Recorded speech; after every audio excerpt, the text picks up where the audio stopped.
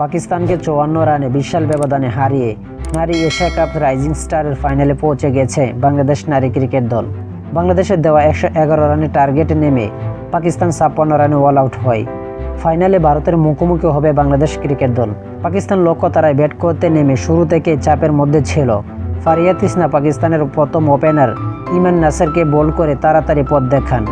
পরের ওভারে ফাহিমা খাতুন শাওয়াল জুলফিকারকে বল করেন। এরপর সানজিদা আক্তার মেঘলা হুরাইরা সানজিদাকে ফিরিয়ে পাকিস্তানের পরিস্থিতি আরও খারাপ করে দেন।